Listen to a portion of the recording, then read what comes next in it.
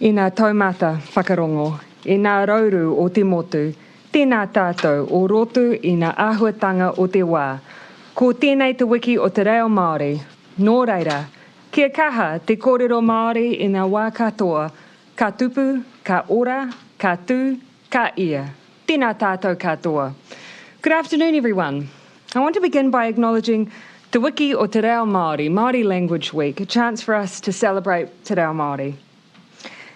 As you will have seen earlier, today there are 33 new community cases to report, all of which are in the Auckland region. While this is a high number, it's important to note that only one case is currently not yet linked to our known clusters.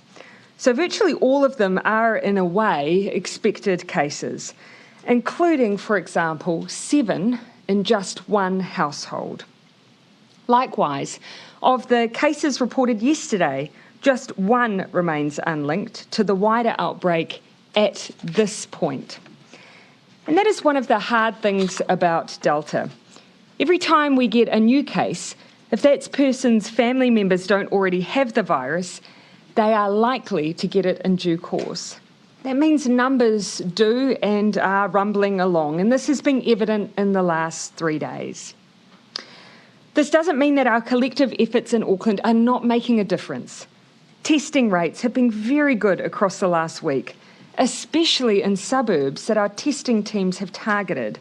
So huge thanks to people in Mangere, Manurewa, Papatoetoe, Otara, Henderson and Massey, among others, who've done their bit and been tested, even if asymptomatic. Likewise, our surveillance testing of healthcare workers and essential workers has not identified any transmission, which helps give us increasing confidence that control measures are working. It's also clear there is not widespread transmission of the virus in Auckland. I'll repeat that again. It is also clear there is not widespread transmission of the virus in Auckland. But as we outlined yesterday, there are 2 key features of recent cases that are of the most interest.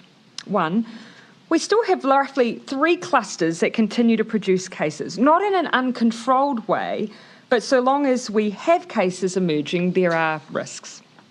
2, the ongoing emergence of cases that are at least initially a mystery, or what we often refer to as unlinked. The number of these cases is not large. In fact, as of today, I can report that of all the cases reported in the last 2 weeks, only 17 remain unlinked. And of those, only a handful have been highlighted by our public health team to be of particular concern. So that's really positive. But mystery cases are still coming through. And the fact that we are finding them through surveillance and community testing rather than through contact tracing, that is what we're concerned about, because that does present risk. It means that those cases, until we find them, are out and about in the community and may be the source of other cases, or themselves have been sourced through cases we don't yet know about. And so that leaves us 2 very clear tasks ahead. The first is to continue with what we call active cluster management. That's the job our public health team are doing and are working day and night on. The second is more surveillance and community-based testing, and I'll talk a bit more about that soon. But there is one extra tool that continues to support our efforts to stamp out Delta, and that is the use of restrictions. Cabinet met today to consider the role that Level 4 has played to date and what role it can continue to play at this stage of the outbreak. We also discussed the settings for the rest of the country. What we saw in terms of evidence and advice is that Alert Level 4 is working. The start of the outbreak, the R value of the virus was 6 or higher, meaning 1 infected person was likely to pass the virus on to 6 others. Alert Level 4 has reduced the R value down to consistently below 1. It has helped us get the outbreak under control. But as you will have seen in the last few days, we haven't quite finished the job yet. Level 4 remains our best option to beat Delta and contain the virus at this stage of the outbreak. And we don't want to risk the sacrifices everyone has made and all the hard work you've put in by moving to Alert Level 3 too quickly. On that basis, and on the advice of the Director-General of Health, Cabinet has agreed that Auckland will remain at level 4 until 11:59 p.m. next Tuesday, the 21st of September. Cabinet has made an in-principle decision that Auckland will at that point move to alert level 3. We will continue with weekly reviews at Cabinet to confirm these indicative settings, but we wanted to give people a sense of our direction of travel. That then brings me to the rest of New Zealand. I know that for many, the risk to the rest of the country may feel low. While it's true that there's nothing to indicate that there is COVID anywhere outside of Auckland, there is still reason to be cautious. If COVID were to travel over the Auckland border, the impact of that happening in a level 1 environment would be far greater than if a case emerged in a level 2 environment. It would mean far greater chance of spread if it were level 1 and a far greater chance of a return to lockdowns. Nobody wants that. It's for that reason that the Director-General has recommended and Cabinet has agreed that the rest of New Zealand will remain at alert level 2 until Tuesday the 21st of September. Cabinet will review these settings next Monday also. As we've said many times before, we can only move down alert levels when we are sure we can do so safely and without putting people at risk. And while there is an outbreak in Auckland that continues to produce cases, there is risk. To all Aucklanders, you've done an amazing job so far protecting yourselves, your family and your community. In fact, all of your hard work is the reason that the rest of the country is safe. We owe you a debt of gratitude. I hope you know and feel that huge appreciation that we have for you and the hard work that you're putting in right now. But the cases are telling us we have more work to do. The next week will be critical in providing us with the additional assurance we need. Alongside active cluster management, we are going to continue with testing focused for now on 7 suburbs of interest. At the moment, that includes Mount Eden, Massey, Mangere, Favona, Papitoetoi, Otara and Manurewa. And I would encourage everyone in those areas to remain especially vigilant for symptoms. Testing in other suburbs may also be indicated in coming days, and we'll update you if that is the case. We'll share in our regular briefings the progress we're making on these 2 tasks. We'll also make sure that we continue to give a breakdown of cases that remain unlinked versus those that are in household contacts and relate to single families, for instance. But I also have an ask of all of you. The first is please stick to your bubble. 4 weeks into a lockdown, it might feel tempting to open up, catch up with a friend, merge households. Please treat every day of lockdown as seriously as you treated day 1. It's just as important now to get us over the line. The second is stay home as much as possible. Try to reduce risk by having just one person from your household go to the shop or supermarket. And if you can, make it the same person every time. If that person is vaccinated, even better. You'll have seen from some of the locations of interest that when we do have cases who have been out in the community, they generally haven't been breaking the rules. They've been going to the supermarket, the same ones that you have been going to. Mask use and having fewer people in these places all helps, but please do reduce the risk as much as you can. The third ask is get tested, even if you have the mildest symptoms. Don't wait around to see if that stuffy nose or sore throat or headache gets better. And please don't put it down to winter chills. We know that right now there isn't much of that going round. Flu chatter in particular is showing us that. But COVID is, so please get tested. And my final ask of all, of course, is to get vaccinated. We want, for instance, as many Aucklanders as possible to have had their first dose by the end of the week. If you have booked a first vaccine, but it's not till October, jump online again. You'll likely find that spots have opened up at new sites much sooner than October. Please take them. Or you could take your whānau to a drive-through vaccination centre today. No booking is needed. Every extra person who gets vaccinated this week will make a difference in keeping people safe. Even partially vaccinated people make a difference. Before I conclude, I want to share a reminder of the financial support available right now for those continuing to feel the impacts of restrictions. Auckland remaining at alert level 4 triggers a third fortnight of wage subsidy payments for eligible businesses, which will open for applications this Friday. A reminder that eligibility is not determined by the alert level your business is in, but rather by a drop in revenue caused by any part of the country being in alert level 3 or 4. As the Minister of Finance outlined on Friday, following consultation with businesses, we've also opened up another round of the Resurgent Support Payment. That round opens this Friday. This means while I know these times are incredibly tough, we have more financial support in place this time than during our last set of Level 4 restrictions.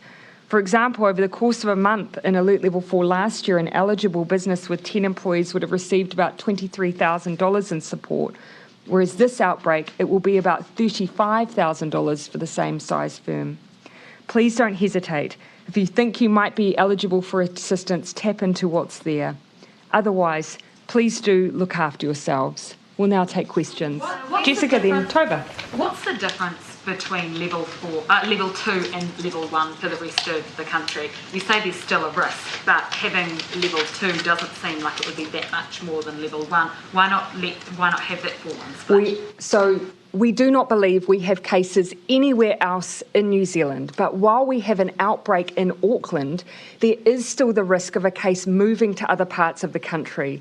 The best possible thing to do to prevent New Zealand as a whole moving into a lockdown, if that happens, is still having a low level of restrictions that mean that you won't see, for instance, super spreader events, the kind of things that allowed Delta in our first outbreak to get a head start. So it simply means if a case does arrive, we are much better placed to stamp it out very, very quickly. Families, this is a real challenge. Yeah. Will you look at moving the school holidays for Auckland? So that is a question that has been put to the Minister of Education. I know he's giving some consideration to things that have happened in the past and what might be possible there. It is challenging, but it is something that I understand he is thinking through all of the possibilities. I'll ask him to give an update. What happens if we don't get it under control this week with the case numbers? Will you extend for another week? Well, actually, the person who gives us advice on that is Dr. Bloomfield, so I'll hand over to him. Just to reiterate the comments that the Prime Minister made at the start of her address, the signs are good, and despite the high numbers over these last 3 days, which do give us cause for being cautious, the lockdown is working, the testing is at a good level, people are doing what's asked of them, and it's really only a small number of cases that we are investigating very thoroughly just to make sure there is no ongoing community transmission. So our view and our advice is that another week in lockdown in alert level 4 in Auckland gives us our best chance to really finish the job off here. The important thing is that we find cases. We want to find cases, and then we know we can isolate, test, and prevent any ongoing spread. And that's absolutely the focus for this next week. And if everyone does, as the Prime Minister requested, then I've got a high level of confidence we will get around this outbreak. And of course, the advice to us that we've received from the public health team was a date on which they believe it will be safe for us to move Auckland into a level 3 environment. So they're already, with all the information we have, making those recommendations to us. What we want to do, though, is over the course of this week, use this week wisely, do as much as we can to continue to get that surveillance testing up, making sure everyone is doing their bit, as they have done to date, and on our side, that really active cluster management as well. So when will lockdown stop being used as a first resort? So what we've said is that while we're in this part of our strategy, which of course is focused on elimination to allow us to make sure that we're safely vaccinating our population, that is our absolute focus. What we've said is we'll then listen to the experts, as we have all the way through, and their advice on what the phase that we'll move into thereafter looks like. But for now, the strategy is vaccinate, vaccinate, vaccinate. And looking at other countries around the world that have started learning to live with the virus, the high rates of deaths and COVID cases, is there any number of deaths that we'd be willing to live with? I think that the important point I would make is that when you look around the world, the thing that's determining whether or not you're seeing that high rate of hospitalisations and very sadly loss of life is vaccination rates. It is the greatest tool we have been given in the COVID battle to date, and we must use it. that is the thing that is determining whether or not, for instance, a COVID case turns into a hospitalisation and then turns into grave illness, because the majority of people who are being vaccinated are not having that experience. So that's where I'd ask for people, please help us. We have this tool. We need you to use it. But until we are vaccinated, we're going to have to keep using these lockdowns. Dr. Bloomfield, at what point are you going to start recommending to the government not to use lockdowns? What proportion of the population would you like to see vaccinated? Well, as the Prime Minister said, we're vaccinating at a great rate, and the important thing is that people get vaccinated. And really, we've seen through the last month of the lockdown that people have recognised the threat that COVID is in our community. It's easy to forget that when we haven't got the virus in the community. So it's very important we get to the highest rate possible, and also that we vaccinate all our communities. It's no good if our overall rate is high, but there are vulnerable pockets of unvaccinated people. So that's our aim there. We're also looking ahead, and this is important for our future planning, to the potential to vaccinate children from 5 to 11. And so already planning to do that when the approval comes through and if the government makes that decision. The only other comment I would make is that even if you do look, and we're looking every day at other countries with high vaccination rates that have opened up, they are still having to use restrictions on and off to protect their population and to protect their healthcare systems, and that's regardless of how well resourced their healthcare systems are. So there's a lot of water to flow under the bridge, and at the moment our focus is on vaccinating to the highest rate possible. Dr. Bloomfield, I will then come to Derek, then Jason, and then Jane. You know, I think Dr. Bloomfield makes a really good point. I think perhaps because we don't see as much coverage of it anymore, because perhaps it's been such a long time, it's easy to assume that other countries don't have restrictions. In fact, most countries have never lost their restrictions. They've had them through this entire outbreak, and what they're finding is that once they're vaccinating, then they're starting to ease up, whereas we've, for the most part, not had them for long parts of this pandemic. I think today I saw reporting that Denmark is one of the first in the EU to remove theirs, but they're continuing, of course, to keep an eye on what winter means for them and what school children going back into learning environments will mean for them. So the whole world is tentative at the moment, but what we do know, what we absolutely know, is vaccinations make all the difference. They have for others and they will for us. So I just continue to encourage people, get vaccinated today. Can you just, Derek. If level 4 is considered to be too great a risk for the rest of the country to be at level 1, given the danger of spread that would happen at level 1. The outbreak as opposed to the alert level, yeah. Is it 3-1 split viable? Yeah, so that's not something that we've yet had a conversation around. And we do, as I've said before, in good faith, every time we sit down with the public health advice and we give consideration to those settings.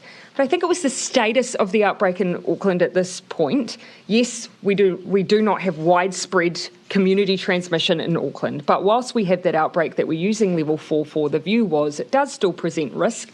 Very few countries have internal boundaries that are ironclad, and unfortunately we've seen in recent days an example of, despite the checks we have in place, people using some of the reasons for movement to get through, and that again just gives you a bit of a sense of why we are taking that cautious approach. Do you need those handful of cases that are of sufficient concern, do you need them to be fully resolved, or most of them to be fully resolved before level 3 can be entertained in that? Well, that was one of the points that our public health team have made, that while we have 17 unlinked over the last 14 days, they're not as equally concerned about all of them. There are a small handful.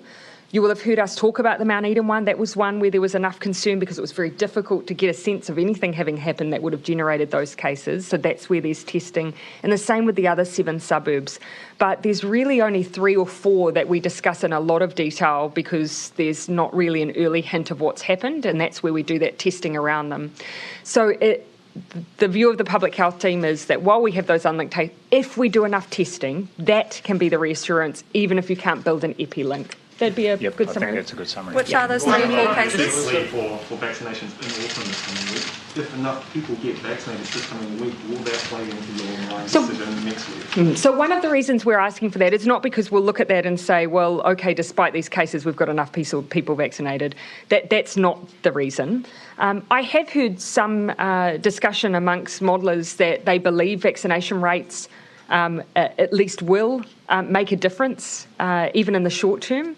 But ultimately, this is a call to action because we actually want everyone in New Zealand to be vaccinated. And now is a good opportunity when you're a level 4. It's a permitted activity that you can go out for. There's lots of appointments available. We have the doses. Let's get on with it because, if you do happen to be one of those mystery cases, I want you to be vaccinated. Prime Minister, when the Cabinet first put the country into lockdown a few weeks ago, you said it was to be a short and sharp lockdown. What we've seen is anything but. Has the government underestimated the effects of Delta? No, not at all. In fact, the week before we unfortunately found ourselves in the position of having a Delta case, we indicated that based on what we were seeing overseas, we believed level 4 would be required. And that was despite previously having used level 3 for similar circumstances. So we were very aware of what the emerging research from June onwards was telling us about the way Delta behaved. We were keeping a close eye on what we saw overseas. The reference to short and sharp was putting everyone into lockdown the same day we found one case. You would have seen, around the world, people found it interesting that New Zealand would do that, but that's because of us taking Delta seriously and our elimination approach. Of course, what we then determined is that we had cases probably being generated for over the course of more than a week. And so, of course, that lent itself to an outbreak that was larger with a super spreader event that has required that ongoing action. I think that when people heard short and sharp, they might have assumed that you meant a short lockdown. I think people have been through this process long enough to know that short, sharp is, hard and go hard and early has been our response to when we see even one incursion, we move quickly while we ascertain what's happening. And I think everyone understands that that's been our approach. Really quickly, and then I'll come to Jane. On what level 1 might look like, has Cabinet discussed if it's going to go back to the regular level 1 or if it's going to be sort of a pseudo level 1.5? There's been some early consideration of that, but not complete, and we'll continue that over the course of this week. Jane. How many cases have been picked up by surveillance testing? And you mentioned it as an area of concern that it's community and surveillance testing picking up cases. Can you give us an idea of the mix of that, like contact tracing versus testing, and how many have been picked up specifically by surveillance? So surveillance testing hasn't produced any healthcare workers and no essential workers because we have been going into essential workplaces for surveillance testing, and it's picked up nothing there yet. But Dr. Bloomfield. Yes, and in addition to that, none of the community general testing, surveillance testing, has identified specific cases. The cases that have popped up are in fact the ones that have been identified, particularly at Middlemore Hospital, where even if the person was asymptomatic, some of those people were swabbed and they were found to have the virus. So in a sense that's surveillance because they were asymptomatic, but the general community surveillance testing at this point in time across those suburbs where there's been focus testing hasn't thrown up additional cases as yet. To expect more as that testing, as the length of time goes on for those specific suburbs? So the testing rates have been good. The suggestion I've had is they're really happy with the rates of people coming through for testing in those suburbs, which is why we've given the thanks, but then the ongoing call to action. We may yet add others. In some cases, one of the complexities of reporting cases against some of those testing stations is some people who are contacts will still go to them in order to be tested. And if they don't bring their code to us, we then go through a manual exercise to identify in our system that they were in fact a contact who was required to go to a testing station. So that's one of the things that gives us a bit of a lag. So when you talk about it being a concern, was it more the Middlemore cases as opposed to broader testing within either the community or surveillance? Yes, and there's the one case that came in overnight of our 33 today, the one that hasn't been linked, is still being investigated to see where that case was identified, whether that was someone who was symptomatic and turned up or whether that was in fact identified through asymptomatic testing. So that's one we'll have more information on tomorrow. How problematic, thank you. How problematic is it that lawyers and doctors who are meant to be trusted members of the community are spreading misinformation? Well, I would say it's problematic anytime anyone spreads misinformation, but If someone who is in a position of leadership or in a profession where people generally have high trusting relationships, then yeah, that does make it difficult. I'd call on everyone in those positions to please just make sure that they're well informed and that likewise they're sharing the best possible evidence and information with those who are in their communities. These are literally life and death situations. And can you please just sort of go into what led to the rise of case numbers today? Yeah. So, well, look, one reason is that in households we are seeing large numbers often. So we've got 7 cases today. That is just one household. And as we've said before, Delta, unfortunately, unlike before, high rates of transmission within households. Dr. Bloomfield may be able to provide you the breakdown that we had of the number that were already in quarantine and already in isolation. I don't have it off the top of my head, but it was indicative of the fact that these were already close contacts that we'd identified previously that are just coming through as positives. Yes, and just to add to that, I mentioned yesterday that about 16% of our very close contacts, and as at yesterday we had 352 of those, but on average about 16% will, by their day 12 test, have become cases. So that in and of itself would generate about another 50 cases over these coming days, and we're seeing some of those start to come through. Yeah. And today you reported 17 mystery cases. Yesterday there were 34. Have you solved 17 in the last 24 hours, or have you changed how you're reporting that number? I understand. So that's in the last 14 days. Yep. So 17 in the last 14 days. And so what the team's gone back and done is look at some of those that were earlier on in the outbreak. Sometimes they have a theory over what's happened but might not be able to draw an epilink. But often in those cases, if it's longer than 14 days, if they haven't seen other things spin off from it, they're often quite confident that it was a mystery case, but there's nothing from that they continue to be concerned about. So honing in on that handful of ones that are more recent. Yeah. Yes, 2 additional comments. The reason we focus initially on the unlinked cases is if we're not exactly sure where they came from, we want to just check that there are not other chains of transmission out there that we're missing.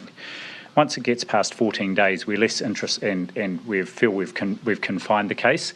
It's of no particular additional value in terms of outbreak control. So we've taken those ones off. I'd just say they're sort of parked. So the other point I would make is that the number does go up and down every day, and I've just been in with the team who is going through every one of those unlinked cases. They've already solved quite a number today, but then new cases come in also at different times. So at the moment, as at 9 o'clock this morning, there were 17 that were unlinked, but as the PM said, only really a small number of those that we're particularly worried about, even if we don't know the exact link of the rest of them. One of the final thing I'll just add is that actually the whole genome sequencing process, which does take us a bit of time after we have a positive case, that will then be sent off to ESR for whole genome sequencing. And what that can then tell us, even if we're not able to build a person-to-person link, it would tell us where it fits in our outbreak. And sometimes it will tell us that there's not much sitting between that person and someone else. And so it will often, without even having to do necessarily much more footwork, tell us whether or not there's other links between that we need to be worried about. So in some cases where we don't build an epilink, we're still able to slot people in. And that has been such an amazing tool in this outbreak relative to what we've had in the past. Very quick follow on that, those 3 or 4 that you're really concerned about, what are those cases? Are they linked to? We want to understand where they fit in, but again, those are quite recent, and some of the tools like whole genome sequencing are giving us an indication of where they fit in the cluster. Yeah. Were there any others you wanted to flag? There are 2 others really, and one is the person who came into Middlemore Hospital on Saturday evening very unwell, and that person's had another 7 members of that household who have subsequently become cases, and we're just trying to get the link to the back to the outbreak. And the other is just our new case from today, which again just came in overnight. Yeah.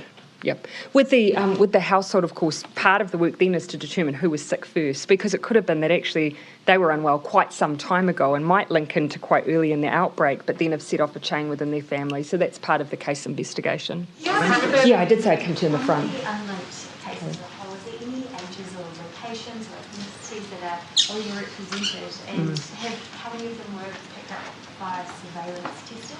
Yeah, so of course, off the top of my head, there's nothing particularly that stands out as being a pattern, if that's what you're seeking. In my mind, they again, mysteries. They don't have a particular age range that they're all falling on. I guess a few of them are women, but I don't think that particularly tells us anything. Perhaps except that women are more likely to seek healthcare in a timely fashion than men. Look, it's not a generalisation when statistically it's true. Yeah. The only other comment I would make is the suburbs that we outlined where there has been intensive testing, that is in response to these cases in particular and where they live where their households are. And you will have seen that many of them have been presenting to Middlemore Hospital. So that's an indication that really in that South Auckland area is where we're focusing the efforts around testing and contact tracing. Yeah, but no, nothing particularly else that I think stands out. Surveillance testing, anything picked up by? So obviously one's presented at hospital, another symptomatic and got a test. Yeah, so... Prime Minister, so do you mind if I'll come to a cover of chain and look? Do you have any further information on the couple who went to Wanaka? And also, do you have any concerns that there could be others who are abusing their essential worker permits in order to get out of the Auckland region? Yeah, or just, there are obviously prescribed reasons to be able to permitted activities that allow you to cross the border alongside essential work. And then there are personal exemptions. So those are really kind of the three categories for travel. Look, I don't have much more to say on that. Obviously, it's sitting with the police, and we'll allow them to do their job. My general comment would simply be that everyone needs to play their part. The rules are not there to be gamed. I think Aucklanders would take a very dim view of other Aucklanders who aren't doing their bit because they have for a long time and very diligently. Look. Just to follow up on that, do we know how this couple, how they came to the attention of authorities? I don't know that I don't know that I know for sure. I think I've had suggestion as to how but perhaps if I may leave it to police, because this may be the subject of part of their potential prosecution, so I think I should leave it to them. How they travelled back from Wanaka back up to Auckland? No, that's not something that I have an answer on. No. Just on a different matter. You talked before about you've had some preliminary conversations about what level 1 might look like. Yeah. According to plan, we get down to level 1. How likely is it? Because summer's sort of fast approaching now. There's going to be big festivals. Guns N' Roses are coming in November. How likely is it that New Zealanders are going to be able to go out and enjoy some of these big events? Well, that's exactly what we're all working so hard towards. And so one of the things that we've been thinking about is, as we set out those settings, how do we give as much certainty as possible, regardless of what's going on around the world, as much certainty as possible to our event sector and our creative sector. And that's some of the things that ministers are thinking through. And we know that we need to work with the sector, and we need to give lots of time and advance warning, particularly as we come to the summer season. So that's what we're spending a bit of time on this week as well. But so any potential new level 1, could see New Zealanders going and enjoying all those things. That is our goal. Yeah, that is absolutely our goal. And you've seen different tools that are being used overseas to ensure that that's possible. And we just want to make sure that people are able to do that here, because that's what we had last summer. So that continues to be our goal. If I may, just because Jason, I haven't come over to Thomas, Ben, and then Bernard. On the decision to keep the rest of the country at level 2.5 rather than dropping them to 1. Delta 2. Delta 2. What have you seen any modelling or advice on the different levels of risk of the country being at 2.5 versus 1? How much of a difference does it make to the chance that an outbreak would go nuts?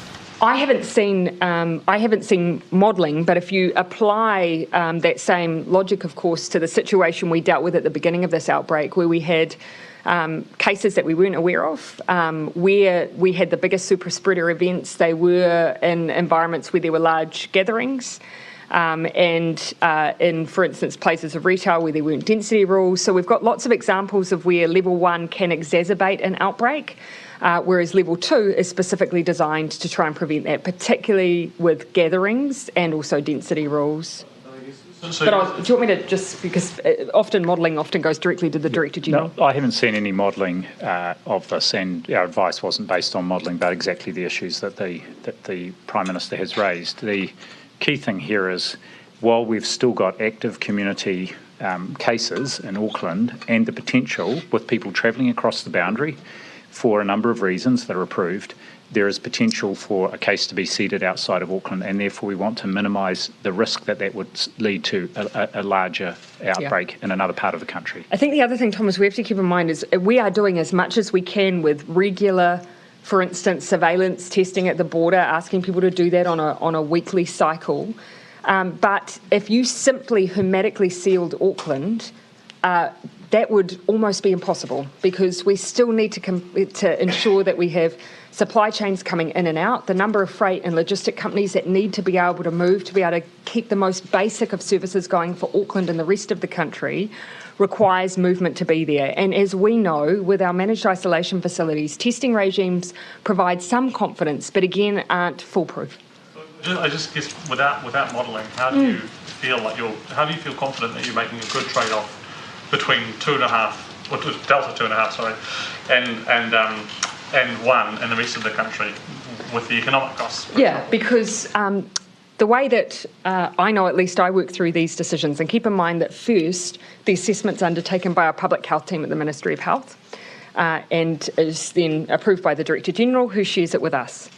But then my test is, for instance, if I were to get a call from Minister Hipkins to say we have a case, for example, in Christchurch, the first question for me is going to be, what places was that individual at before we found out that case existed? And I know that we have a much better chance of managing what the consequences of that if I know that that we've got mask requirements, that they're unable to go to large gatherings, and that we have density rules that will prevent that being a situation where we end up in a long level 4 for that city. So that's what I apply. And so long as we have an outbreak in Auckland, it is not impossible that would happen. Once we get that under, even more control than we do now, then we can have more confidence in the future. Yeah, so Ben then Bernard. You both are very bolshy on returning to COVID zero. Everybody is really rooting for this. But with 33 cases after 4 weeks of lockdown, there's plainly a possibility that won't happen, isn't there? Do you need to level with Kiwis that might not happen?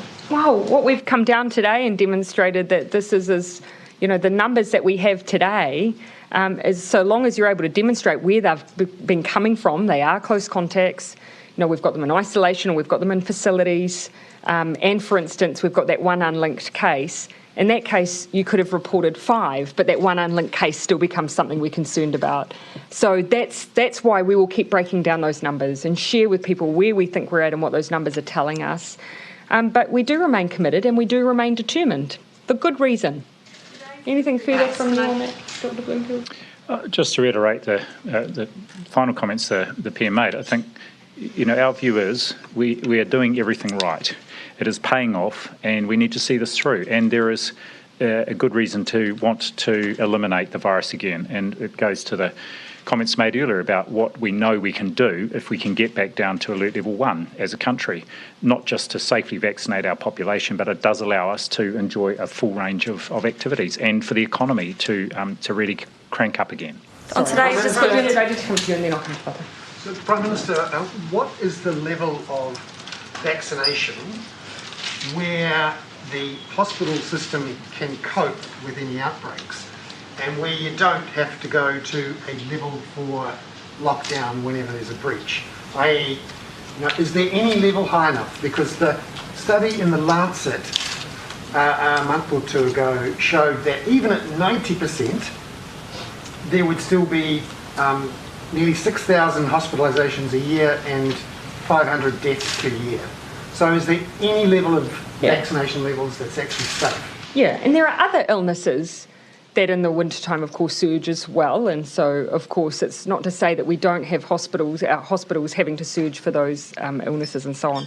The first thing I'm going to say is, At the moment, our strategy is elimination, and we've not changed up that plan. So we are going to continue to work alongside our experts around what the post-vaccination environment looks like. I only say that because there was a lot of built-in assumption to the question that you asked me. For things like modelling around hospitalisation rates and so on, really a question for Dr. Bloomfield, if I can. Key comment I would make here is, if you look at one of the things we do have, the advantage we do have with having taken the approach we've got is we can learn from other countries and jurisdictions. And you can see, you're right, even with high rates of vaccination, you still need other restrictions to be able to manage the load on the healthcare system, and that's regardless of whether you're a Singapore, a UK, or a number of other countries through East Asia that are also in the similar position. So we are watching very closely what is happening with other countries where they have got the virus in the community with high vaccination rates and the impact that's having on their healthcare system. The UK is a good example. Last Friday, The Guardian was reporting 8,000 people in hospital, which would equate to 600 in New Zealand on any one day. That's a lot for our hospital system to cope with. So you can see they're now considering what other restrictions do they need to put in place to help reduce the number of cases in the community. The best thing we can do is give ourselves as much time as possible just to see what is happening in other countries, and therefore, as we plan for the future, what are the things we need to take into account. Prime Minister, can I clarify? Doesn't that imply that there is no level of vaccination high enough to actually move beyond elimination and level 4 restrictions? No, I would reject that. Yeah. There is. It's quite clear that, and you can look at a number of European jurisdictions, and the PM talked about Denmark with, and Iceland's another one where they've got, of their total population in Iceland, for example, over 80% have had at least one vaccination, and what you can see is the extent, the impact that has on their healthcare system is much less than in countries with lower rates of vaccination. Yeah. So the aim for us, as it has always been, and people have tried to pin a percentage on us, is as high as possible. The higher we get, the better it is for everybody for a whole range of reasons, including the impact on the healthcare system. Actually, there's been some really interesting analysis of hospitalisations and deaths in Canada that looks at over 600,000 cases there, and looks at the proportion unvaccinated and vaccinated who are presenting in hospital and so on. And it's very, very clear the impact of vaccination rates there. So even in those countries where you continue to see hospitalisations, often large percentages of unvaccinated people or the complication of immunocompromised people as well in some countries too. The vaccinations for Māori are still only sitting around 50% for fully vaccinated people. What would you attribute that to? Dr. Bloomfield, do you want to give some assessment there? Well, I would attribute it to the fact that we've got more work to do to increase vaccination rates amongst Māori, and the good thing is we have seen those rates increasing over the last few weeks, and particularly in Tamaki Makaurau. It's been very good to see the response there. There's been a lot of focus from the Māori health providers. It was there from the start, and we saw through the first 2 or 3 months of the vaccination program, actually the rates for older Māori were as high or higher than they were for non-Māori.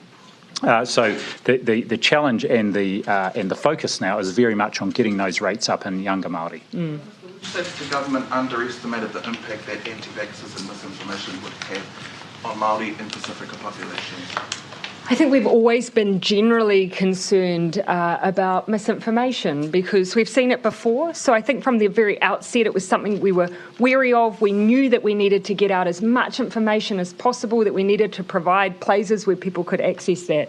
But actually what we've seen over time is an increase in the number of people who said they're willing to get vaccinated. So that has improved. The more time that people have had to see whānau get vaccinated safely, to get the information that they need and to make the decision to protect their family, their community, themselves.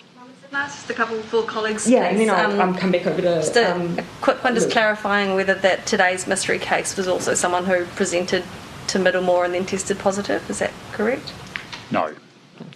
And then a cheeky one, Prime Minister, from our whānau at the project. Prime Minister, do you think it's just human nature to bend the rules? I'm probably the wrong person to ask because it's not really my nature.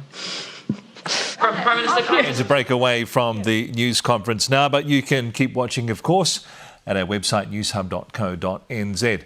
Just recapping those key points from the Prime Minister, Cabinet has decided to keep Auckland at alert level 4 and the rest of the country at level 2 for an extra week.